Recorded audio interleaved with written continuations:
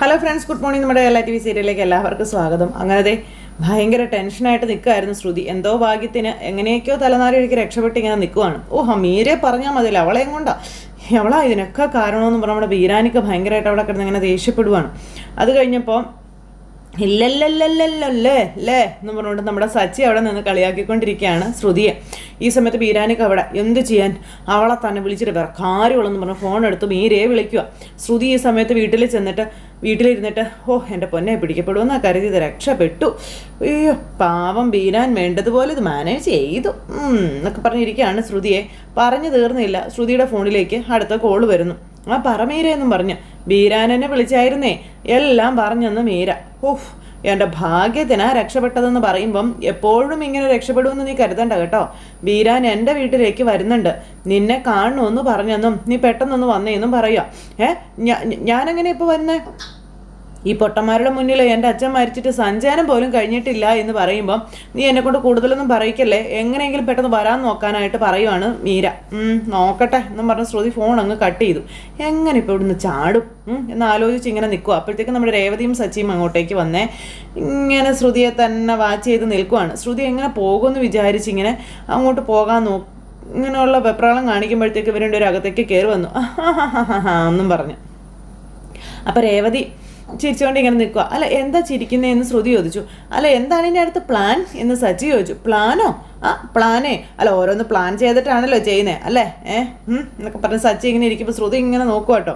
അല്ല രവതി, ഇതുവരെ എല്ലാം ഓക്കെ കേട്ടോ, രക്ഷപ്പെട്ടിട്ടുണ്ട്. ഇനിയിപ്പോൾ അടുത്ത പ്ലാൻ എന്താ? അതാ ഞങ്ങൾ ചോദിച്ചതേ. സച്ചി നീ പറയുന്നതൊന്നും എനിക്ക് മനസ്സിലാകുന്നില്ലെന്ന് പറയും. ആവശ്യമാടാ പാവം അപ്പം അത് കള്ളം കേട്ടോ, നിനക്കെല്ലാം മനസ്സിലാവുന്നുണ്ട്. മനസ്സിലാവാത്തതുപോലെ നീ അഭിനയിക്കുന്നതാ അല്ലേ എന്ന് രേവതി ചോദിക്കുമ്പോൾ അഭിനയിക്കുന്നതോ? ഞാനെന്തിനാ അതൊക്കെ അഭിനയിക്കുന്നത്? ഓശോടാ എന്നും പറഞ്ഞിരിക്കുമ്പോൾ രക്ഷപ്പെടാൻ, അല്ലാതെ പിന്നെ എന്നാത്തിനാ? അല്ല ഞാനൊരു കാര്യം ചോദിച്ചോട്ടെ, അതെ നിൻ്റെ ഇളയച്ചന് ഈ ആടും തമ്മിൽ എന്താ ബന്ധം എന്ന് സച്ചി ചോദിക്കുമ്പം ആടോ? അതെ ആടാട്, അത് എന്ത് പറഞ്ഞാലും അതിൽ ഈ ആടുകളും ഇറച്ചിയൊക്കെ ഉണ്ടാവുകയെ. ഇപ്പം അതെ വീഡിയോ കോൾ ചെയ്തപ്പോഴും അദ്ദേഹം ഇറച്ചിക്കടയിൽ നിൽക്കുക. ശ്രുതി വിട്ടു, പേടിച്ചിങ്ങനെ ഇരിക്കാം. ഇതിലെന്തൊക്കെയോ പന്തികേടും മണക്കുന്നില്ലേ പാർലറെടുത്തി എന്ന് സച്ചി ചോദിക്കുമ്പം എന്താ നിങ്ങളുടെയൊക്കെ പ്രശ്നം? ഞാൻ ആകെ തകർന്നിരിക്കുക. അതിനിടയ്ക്ക് എന്തിനാ ഇങ്ങനെ ഓരോന്ന് പറഞ്ഞ് എന്നെ ഇങ്ങനെ വിഷമിപ്പിക്കുന്നേ? അയ്യോ ആര് വിഷമിപ്പിച്ചു, എന്തായി പറയുന്നേ എന്ന് ചോദിച്ചപ്പോഴത്തേക്ക് എൻ്റെ മോളെന്ന് ചോദിച്ച് ചന്ദ്ര കയറി വന്നു. ആൻറ്റി എൻ്റെ അച്ഛൻ മരിച്ചു, ഇവർക്ക് രണ്ടുപേർക്കും അതൊരു തമാശയാണ്, ഈ സമയത്തെങ്കിലും എന്നെ വെറുതെ വിട്ടൂടെ എന്ന് ചോദിക്കുമ്പോൾ എടാ എന്താണ് നിൻ്റെയൊക്കെ വിചാരം? മോളിൽ നിന്ന് സമാധാനിപ്പിക്കാൻ ഞാൻ കയറി വന്നതാ, കൂടെ നിന്ന് അവളെ നിന്ന് സമാധാനിപ്പിക്കേണ്ട സമയം, അത് നിന്നെ ഒന്നും ഞാൻ പ്രതീക്ഷിക്കുന്നില്ല, ഉപദ്രവിക്കാതെങ്കിലും ഇരുന്നൂടെ എന്ന് ചന്ദ്രമതിയുടെ വക ഒരു ചോദ്യം. അപ്പം അയ്യോ ഉപദ്രവിച്ചിട്ടൊന്നുമില്ലമ്മ എന്ന് രേവതി. അപ്പം സച്ചി അതെ ഞങ്ങൾ തന്നെ ഉപദ്രവിക്കുന്നേ, ഇവരുടെ ഇളയച്ഛനും ആടും തമ്മിൽ എന്താണ് ബന്ധം എന്ന് ചോദിച്ചു. ബന്ധം? നിന്റെ അച്ഛനായിരിക്കും ആടുമായിട്ട് ബന്ധം എന്ന് രേവതിയോട് പറയുമ്പോൾ അത് ഞാനാ ചോദിച്ചതെന്ന് സച്ചി പറഞ്ഞു. ഒരാവശ്യമില്ലാതെ ചുമ്മാ വന്ന് ഓരോ പ്രശ്നങ്ങളുണ്ടാക്കാൻ നോക്കുക. ഇവിടെ ഇരുന്ന് അവരെനിക്ക് സമാധാനം തരില്ല. ഞാൻ പാർലറിൽ ചെന്നിരിക്കുക ആൻറ്റി, ഞാൻ പോയിട്ട് വരാമെന്ന് പറഞ്ഞ് ശ്രുതി പോകാൻ നോക്കുമ്പം അയ്യോ മോളെ ഇപ്പോൾ പുറത്ത് പോകണ്ട, അച്ഛൻ്റെ സഞ്ചയനം കഴിഞ്ഞിട്ട് മോള് പുറത്തിറങ്ങിയാൽ മതി, അല്ലെങ്കിൽ ആളുകളൊക്കെ എന്ത് പറയും എന്ന് ചന്ദ്ര ചോദിക്കുക കേട്ടോ. അപ്പം അതെ അത് നീ പറഞ്ഞത്, അതമ്മ പറഞ്ഞത് ശരിയാ, അതും ഇതൊക്കെ പറഞ്ഞ് ശ്രുതിയെ വെറുതെ വിഷമിപ്പിക്കരുത് കേട്ടോ, ഇവളുടെ മുന്നിൽ പോലും വന്നേക്കരുത്, പോരണ്ടും എന്ന് പറഞ്ഞുകൊണ്ട് ചന്ദ്ര സച്ചിയും രേവതിയും വഴക്ക് പറയുന്നു. അപ്പം ശ്രുതി ആൻറ്റി അത് മാത്രമല്ല എനിക്ക് പാർലറും നോക്കണ്ടേ, എത്ര നാളിങ്ങനെ സ്റ്റാഫിനെ ഈ കാര്യങ്ങളൊക്കെ ഏൽപ്പിക്കാനാ, എൻ്റെ കാര്യങ്ങളൊക്കെ നടക്കണ്ടേ എന്ന് ചോദിക്കുമ്പം അയ്യോ മോളെ സഞ്ചയനം കഴിയാതെ പുറത്തിറങ്ങുന്നത് ശരിയല്ല എന്ന് തന്നെ പറഞ്ഞു ചന്ദ്ര. അപ്പം അതൊക്കെ പണ്ടത്തെ കാലത്താണ്, ഇപ്പം അങ്ങനെയൊന്നും ആരും ഒന്നും പറയില്ല. ഇവിടെ കരഞ്ഞുകൊണ്ടിരുന്ന മരിച്ചു പോയ എൻ്റെ അച്ഛൻ തിരിച്ചു വരുമോ? ഇല്ലല്ലോ, ഞാനൊന്ന് ഫ്രഷ് ആവട്ടെ എന്ന് പറഞ്ഞുകൊണ്ട് ശ്രുതി അകത്തേക്ക് ബാത്റൂമിലേക്ക് ഓടാൻ നോക്കുമ്പോഴത്തേക്ക് കാലം മോളെ അത് പിന്നെ എന്ന് പറഞ്ഞുകൊണ്ട് ചന്ദ്ര ഇങ്ങനെ കണ്ടോ സഞ്ചയനം കഴിയാതെ ആരെങ്കിലും പുറത്തിറങ്ങുമോ? ഇപ്പോൾ കാര്യം മനസ്സിലായില്ലേ എന്ന് ചോദിച്ചു സച്ചി ചന്ദ്രയോട്. എന്ത് മനസ്സിലാവാൻ, അവൾക്കേ ഒരു വിഷമവും ഇല്ലെന്നോ, വിഷമിക്കാനും മാത്രമൊന്നും സംഭവിച്ചിട്ടുമില്ല അല്ല രേവതി എന്ന് സച്ചി ചോദിക്കുമ്പം അതെ. അപ്പം ചന്ദ്ര രണ്ടിൻ്റെയും തലയ്ക്ക് വെളിവില്ലാണ്ടായിരിക്കുക, എന്തൊക്കെയാ പറഞ്ഞുകൊണ്ടിരിക്കുന്നേ എന്ന് ചന്ദ്ര ചോദിക്കുമ്പം അറിയാത്തവളെ ചൊറിയുമ്പോൾ അറിയും നല്ല രീതിയിൽ നമ്മുടെ സച്ചി അവിടെ നിൽക്കുന്നു. ചന്ദ്ര അതും പറഞ്ഞിട്ട് അവിടെ നിന്ന് അങ്ങ് ഇറങ്ങിപ്പോയി. അപ്പോൾ നമ്മുടെ സച്ചി എന്നും പറഞ്ഞ് നേരെ അങ്ങ് ചെന്നു. രേവതിയും സച്ചിയേട്ടാ ഇനി നമ്മൾ എന്ത് ചെയ്യുമെന്ന് ചോദിച്ചു. പാർലർ എടുത്തിട്ട് അച്ഛൻ്റെ ചിതാഭസ്മവും ഫോട്ടോയും എത്തിക്കാമെന്നല്ലേ പറഞ്ഞത്, നമുക്ക് എന്തായാലും എന്താ നോക്കാം. ബാക്കി അതിന് ശേഷം ഒന്ന് സച്ചി, രേവതിയും സച്ചിയും കൂടി അങ്ങനെ തന്നെ നിൽക്കുക അവിടെ. ഇത് കഴിഞ്ഞ് പിന്നെ മീരയുടെ വീട്ടിലേക്ക് ബീരാനിക്ക് എത്തി. ഏത് സമയത്താണോ എന്തോ നിന്നെയൊക്കെ പരിചയപ്പെട്ടത്, എൻ്റെ കഷ്ടകാലം എന്ന് പറഞ്ഞാൽ മതിയല്ലോ, അല്ലാണ്ട് ഞാൻ അതിന് എന്നാ പറയേണ്ടത്? ഒരു മനുഷ്യനെ പോലും ഞാൻ ഇന്നേ വരെ ദ്രോഹിച്ചിട്ടില്ല, ഈ കൈകൊണ്ട് ഞാൻ ഉപദ്രവിച്ചിട്ടില്ല എന്നൊക്കെ പറഞ്ഞു ഭയങ്കര സങ്കടവും സംസാരവും ഒക്കെ ബീരാനിക്ക. എന്നിട്ടും എനിക്ക് ഇങ്ങനെ ഒരു ഗതി വന്നല്ലോ ദൈവമേ എന്ന് പറഞ്ഞു. അപ്പോൾ അത് മൃഗങ്ങൾ നോവിക്കുന്നുണ്ടല്ലോ, അതായിരിക്കും എന്നും പറഞ്ഞുകൊണ്ട് തീർന്നില്ല. അപ്പോഴത്തേക്കും ശ്രുതി അങ്ങോട്ടേക്ക് വന്നു. മിണ്ടാതിരിക്കുന്നതാണ് നിനക്ക് നല്ലത്, നീ കാരണം ഇതെല്ലാം സംഭവിച്ചതെന്ന് ബീരാനിക്ക മേരിയോട് പറയുമ്പം, സാറ് നേരത്തെ വന്നോ, ഞാൻ കുറച്ച് വൈകിപ്പോയി, സോറി എന്ന് പറഞ്ഞുകൊണ്ട് ശ്രുതി അങ്ങോട്ടേക്ക് വരിക. ഇനി നീ എന്തിനാണ് സാറേ എന്ന് വിളിക്കുന്നത്, നിന്റെ കാര്യമൊക്കെ കഴിഞ്ഞില്ലേ എന്ന് ബീരാനിക്ക ശ്രുതിയോട് ചോദിക്കാം. അപ്പോൾ കഴിഞ്ഞില്ലല്ലോ, ഇവളുടെ അച്ഛൻ്റെ ഫോട്ടോയും ചിതാഭസ്മവും വീട്ടിൽ കൊണ്ടുപോയി കൊടുക്കണ്ടേ എന്ന് ചോദിച്ചു. അതെൻ്റെ ഡോഗ് കൊണ്ട് കൊടുക്കുമെന്നില്ലേ? ഡോഗല്ല, നിങ്ങൾ തന്നെ കൊടുക്കേണ്ടി വരുമെന്ന് നമ്മുടെ ബീരാനിക്കയോട് പറഞ്ഞു. അപ്പോൾ ബീരാനിക്ക ഇങ്ങനെ നോക്കുക, നിനക്ക് സഹായം ചെയ്തിട്ട് ഞാനിപ്പോൾ കുരുക്കിൽപ്പെട്ട് കിടക്കുകയാണ് നമ്മുടെ ബീരാനിക്ക പറഞ്ഞു. തലനാരിഴയ്ക്കാ രക്ഷപ്പെട്ടത്, ഞാനങ്ങനെ ഇറച്ചി വെട്ടുന്ന സമയത്താണ് വീഡിയോ കോൾ ചെയ്തിരുന്നതെങ്കിൽ എല്ലാം തീരുമായിരുന്നില്ലേ എന്ന് ബീരാനിക്ക ചോദിക്കുക കേട്ടോ. അപ്പോൾ ഞാൻ നിൻ്റെ ഇളയച്ചനല്ല, ഇവിടുത്തെ ഒരു ഇറച്ചി വെട്ടുകാരനാണെന്ന് എല്ലാവർക്കും മനസ്സിലാകുമായിരുന്നില്ലേ എന്നൊക്കെ ബീരാനിക്ക ചോദിക്കണം. പിന്നെ മനസ്സിലായി കഴിഞ്ഞാൽ പിന്നെ സച്ചി എന്നെ ജീവനോട് വെച്ചേക്കത്തില്ല. എൻ്റെ ദൈവമേ, കഴിഞ്ഞ തവണയും ഞാൻ നിന്നോട് പറഞ്ഞതാ, ഇത് ലാസ്റ്റാണ്, ഇനി ഞാൻ നിൻ്റെ കള്ളത്തരത്തിന് കൂട്ട് നിൽക്കില്ല എന്ന്. ഇപ്പോഴത്തെ നിൻ്റെ അച്ഛൻ്റെ ചിതാഭസ്മം ഫോട്ടോയും കൊണ്ടുവരാനാണ് എല്ലാവരും കൂടെ ഏൽപ്പിച്ച് തന്നിരിക്കുന്നത് എന്നൊക്കെ പറഞ്ഞിങ്ങനെ ബീരാനിക്ക വിഷമത്തോടു കൂടി സംസാരിക്കുക കേട്ടോ. നീയേ ഒരു കാര്യം ചെയ്യുക, നീ വേറെ ആരെങ്കിലും ഏർപ്പാടാക്കുക, എനിക്കിതിന് പറ്റത്തില്ല. അത് പറയാൻ വേണ്ടിയിട്ടാണ് ഞാനിപ്പോൾ ഇങ്ങോട്ട് വന്നത് തന്നെയെന്ന് പറയുമ്പം, അയ്യോ സാറേ അങ്ങനെയൊന്നും പറയല്ലേ, ഒരു തവണ ശരിക്കും ഒരേ ഒരു തവണ കൂടി സാർ എന്നെ ഒന്ന് ഹെൽപ്പ് ചെയ്താൽ മതി എന്ന് പറഞ്ഞു. പിന്നെ ഞാൻ പറയുകയില്ല എന്നും പറഞ്ഞു. ഇത് തന്നെയല്ലേ കഴിഞ്ഞ തവണയും നീ എന്നോട് പറഞ്ഞതെന്ന് ചോദിക്കുമ്പം, അല്ല ഇതോടെ നമ്മൾ ഈ കഥ ക്ലോസ് ചെയ്യുകയല്ലേ, ഇനിയിപ്പം ബുദ്ധിമുട്ടിക്കത്തേ ഇല്ല, ഒന്നിനും വരത്തില്ല. എൻ്റെ അച്ഛൻ മരിച്ചിട്ട് വർഷങ്ങളായി. ഒരു കാര്യം ഞാൻ ചെയ്യാം, അച്ഛൻ്റെ ഒരു ഫോട്ടോ ഇവിടെ എത്തിക്കാൻ അമ്മയോട് ഞാൻ പറയാം എന്ന് പറയുമ്പോഴത്തേക്കും, എന്താ ശ്രുതി, സ്വന്തം അച്ഛൻ്റെ ഫോട്ടോ പോലും നിൻ്റെ കയ്യിലില്ലേ? കഷ്ടം എന്ന് മീര അന്നേരം ഇങ്ങനെ അവിടെ നിന്ന് പറയാം. അപ്പോൾ ബീരാനിക്ക് ഇങ്ങനെ നോക്കുക കേട്ടോ. പൊന്നോ, പിന്നെ വേണ്ടത് ചിതാഭസ്മ. അത് ഈ ചപ്പ് ചവർ എന്തെങ്കിലുമൊക്കെ കൂട്ടിയിട്ട് കത്തിച്ച് ഭസ്മമാക്കിയിട്ട് ഒരു കുടത്തിലിട്ട് ഒരു ചുവന്ന തുണി കൊണ്ട് മൂടി കെട്ടിയാൽ മതിയെന്ന് ശ്രുതി പറയുന്നു. എല്ലാ വഴിയും പറഞ്ഞു കൊടുക്കുക കേട്ടോ. പിന്നെ ഫോട്ടോയും ചിതാഭസ്മവും കൊണ്ട് സാർ ഒന്ന് വീട്ടിലേക്ക് വരണം. പിന്നെ എൻ്റെ അച്ഛൻ്റെ ഫോട്ടോയും ചിതാഭസ്മമാണെന്നും പറഞ്ഞ് അത് അവരെ ഒന്ന് ഏൽപ്പിക്കുകയും വേണമെന്ന് പറഞ്ഞു. അയ്യോ, എന്നെക്കൊണ്ട് ഇതൊന്നും പറ്റത്തൊന്നുമില്ല, ഇതൊന്നും ശരിയാവുന്ന കാര്യമല്ല, ഈ കളിക്കേ ഞാനില്ല, എന്നെ അങ്ങ് വിട്ടേക്കാൻ പറഞ്ഞു. അയ്യോ അങ്ങനെ പറയല്ല സാറേ, പ്ലീസ് സാറേ. ശ്രുതി, അത് രണ്ടും നിൻ്റെ വീട്ടിലേക്ക് പാഴ്സലായിട്ട് അയച്ചാലോ എന്ന് ചോദിച്ചു. ഇളയച്ചന് വരാൻ പറ്റാത്തത് കൊണ്ട് ഇളയച്ചൻ അയച്ചതാണെന്ന് വീട്ടിൽ പറഞ്ഞാൽ പോരെന്ന് ചോദിക്കുമ്പം, എൻ്റെ മീര സച്ചിക്കും രേവതിക്കും ഓൾറെഡി സംശയമുണ്ട്, അവർ കള്ളക്കളി പിടിക്കും. ഫോണിൽ സംസാരിച്ചപ്പോഴേ ഫോട്ടോയും ചിതാഭസ്മവും ഞാൻ വീട്ടിലെത്തിച്ചോളാമെന്ന് ഇദ്ദേഹം പറഞ്ഞത്. അപ്പോൾ പിന്നെ ഉറപ്പായിട്ടും എത്തിക്കണമെന്ന് പറഞ്ഞു മീര. എന്നെ കൊടുക്കാൻ പറ്റത്തൊന്നുമില്ല, അത് ഞാൻ പറഞ്ഞു കഴിഞ്ഞു, ഇനി എന്നെ അതിനൊന്നും കിട്ടത്തില്ലെന്ന് പറയുമ്പോൾ, പൊന്ന സാറേ നിങ്ങൾക്കൊരു കുടുംബം ഉള്ളതല്ലേ, പിന്നെ നിങ്ങൾ ആ കുടുംബത്തോടൊപ്പം സന്തോഷത്തോടെ കഴിയല്ലേ എന്നൊക്കെ ഇങ്ങനെ ചോദിക്കുക. അത് പിന്നെ ആ കുടുംബത്തെ എങ്ങാനും വേർപിരിയേണ്ടതായിട്ട് വന്നാൽ നിങ്ങൾക്കത് സഹിക്കാൻ പറ്റുമോ എന്നൊക്കെ ശ്രുതി ഇങ്ങനെ ബീരാനിക്കയോട് ചോദിക്കും. ബീരാനിക്ക് ഇതൊക്കെ കേട്ട് ഭയങ്കര സങ്കടത്തിൽ നിൽക്കുവാണ്. അതുമല്ല, സത്യം അറിഞ്ഞ് എന്നെ അവരാ വീട്ടിൽ നിന്ന് പുറത്താക്കുകയും ചെയ്യും. പിന്നെ എൻ്റെ ശ്രുതിയെ എന്നേക്കുമായിട്ട് എനിക്ക് നഷ്ടപ്പെട്ടു പോകും, എനിക്ക് ആത്മഹത്യ ചെയ്യേണ്ടി വരുമെന്നൊക്കെ പറയുമ്പം, മതി നിർത്തിക്കോ.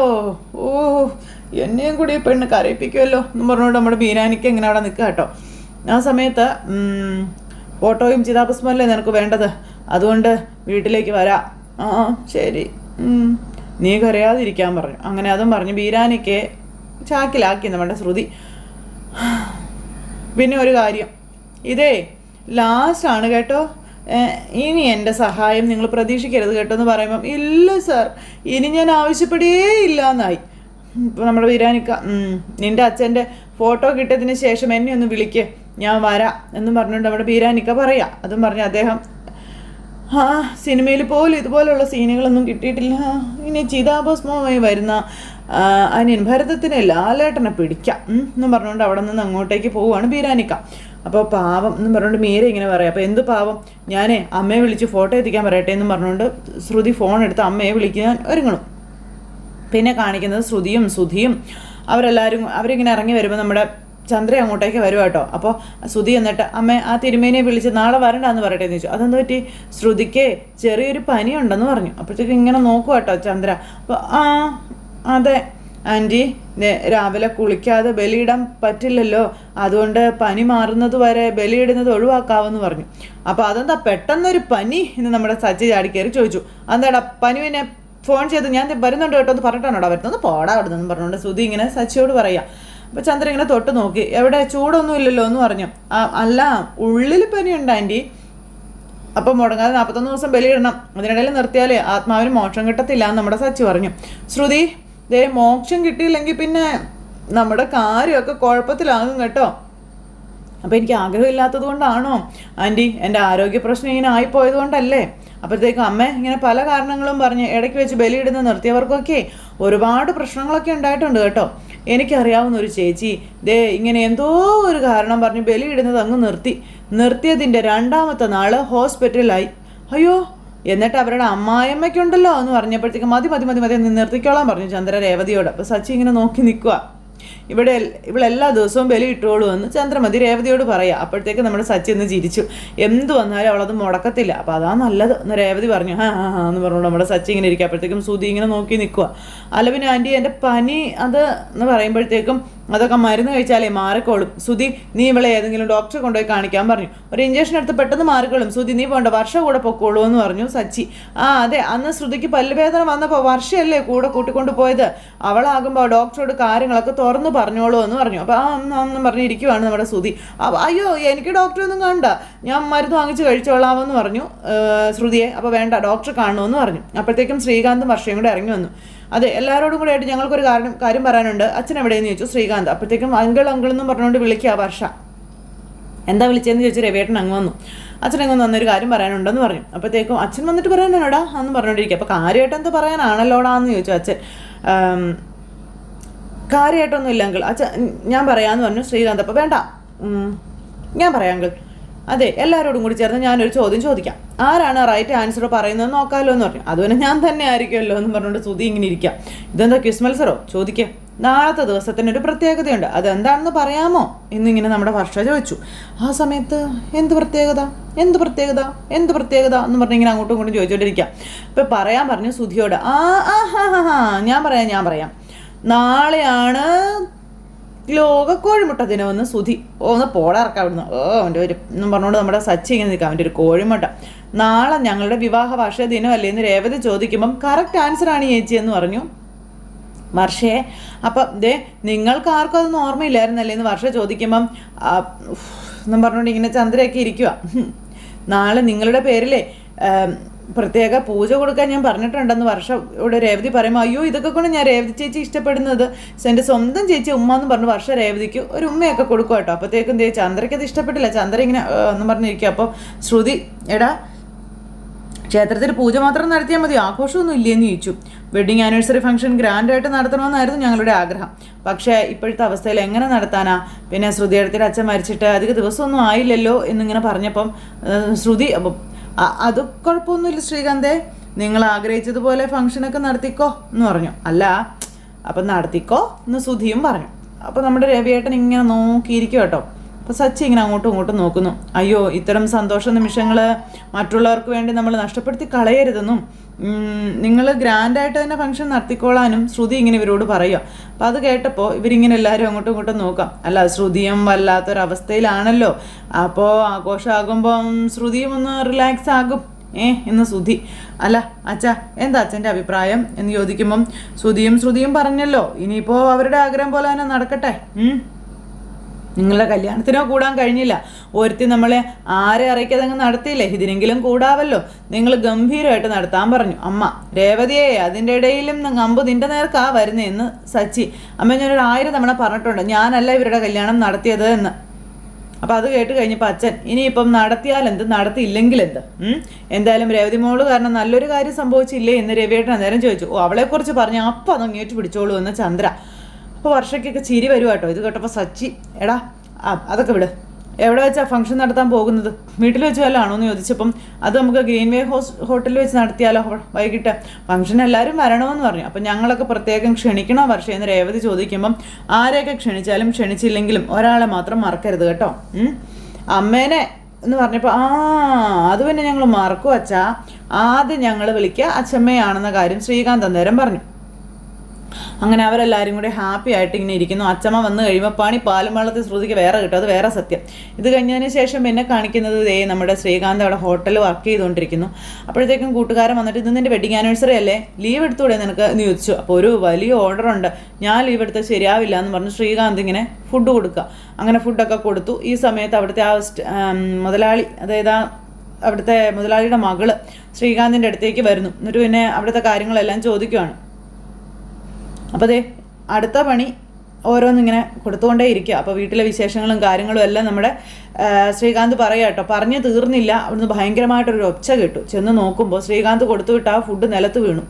മേഡോ താൻ എന്ത് കാണിച്ചതെന്ന് ചോദിച്ചപ്പോൾ എൻ്റെ കാലൊന്ന് സ്ലിപ്പായി പോയതാ മേഡോ എന്നൊക്കെ പറയുക കേട്ടോ. അപ്പോൾ സാരമില്ല, നീ പെട്ടെന്ന് ക്ലീൻ ചെയ്യാൻ പറ, എന്നിട്ട് സെയിം ഓർഡർ റിപ്പീറ്റ് ചെയ്യേ, കസ്റ്റമറോട് വെയിറ്റ് ചെയ്യില്ലേ, പെട്ടെന്ന് വേണമെന്ന് പറഞ്ഞുകൊണ്ട് ശ്രീകാന്ത്. എന്നിട്ട് ശ്രീകാന്തിൻ്റെ ടൈം പോയിക്കൊണ്ടിരിക്കുക. ശ്രീകാന്ത് അവിടെ പെട്ടെന്ന് ഓരോന്ന് ചെയ്യുക. ആ സമയത്ത് ആ ഫുഡിൽ തെന്നി അവിടുത്തെ ഓണർ പെണ്ണ് വീണു, നടു പിടിച്ചു കിടക്കുന്നു. ശ്രീകാന്ത് പിന്നെ വന്ന് പിടിച്ചെഴുന്നേൽപ്പിച്ചു, കൊണ്ടുവന്ന് അവിടെ ഇരുത്തി. അപ്പോഴത്തേക്കും അയ്യോ അമ്മേ എനിക്ക് നിൽക്കാൻ പറ്റുന്നില്ല എന്നൊക്കെ പറഞ്ഞു. അപ്പോൾ നമുക്ക് ഹോസ്പിറ്റലിൽ പോകുമ്പോൾ വരാൻ പറഞ്ഞു. അപ്പോൾ ശ്രീകാന്ത് എനിക്ക് വേദനിക്കുന്നു എന്ന് പറഞ്ഞു, ഭയങ്കര ഇത്.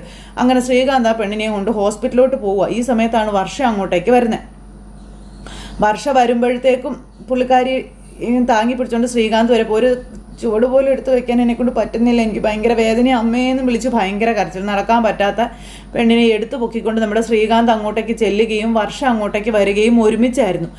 അങ്ങനെ അതിനെയും പൊക്കി പിടിച്ചുകൊണ്ട് നമ്മുടെ ശ്രീകാന്ത് വരുന്നത് കണ്ട് വർഷ അന്തം വിട്ടിങ്ങനെ നിൽക്കുകയാണ്. വർഷയെ കണ്ടതും ശ്രീകാന്തിൻ്റെ സകല ഇതും അങ്ങ് പോയി. വർഷ അന്തം വിട്ടിങ്ങനെ നിൽക്കുമ്പോഴത്തേക്കും ആ പുള്ളിക്കാരിയാണെങ്കിൽ ശ്രീകാന്തിൻ്റെ നെഞ്ചിലേക്കും കൂടെ കൈ അങ്ങ് വെച്ച് കിടക്കുന്നു. ഇന്ന് വിവാഹ വാർഷികമായിട്ട് എല്ലാം പൊളിഞ്ഞു. വർഷയാണെങ്കിൽ ആ ഫോണിങ്ങനെ ഇറുക്കി പിടിച്ചുകൊണ്ട് ഇങ്ങനെ അവിടെ നിൽക്കുക കേട്ടോ, കൈയും ചുരുട്ടി പിടിച്ച് ഭയങ്കര കലിപ്പിൽ. അപ്പോൾ അങ്ങനെ ഒരു സിറ്റുവേഷനും കാര്യങ്ങളും കാണിച്ചുകൊണ്ട് ഇന്നത്തെ നമ്മുടെ കഥ അവസാനിച്ചു. അപ്പോൾ എല്ലാവരും കാത്തിരുന്ന് കാണണേ. എല്ലാവർക്കും നല്ലൊരു ദിവസം ആശംസിക്കാം കേട്ടോ. ടാറ്റാ.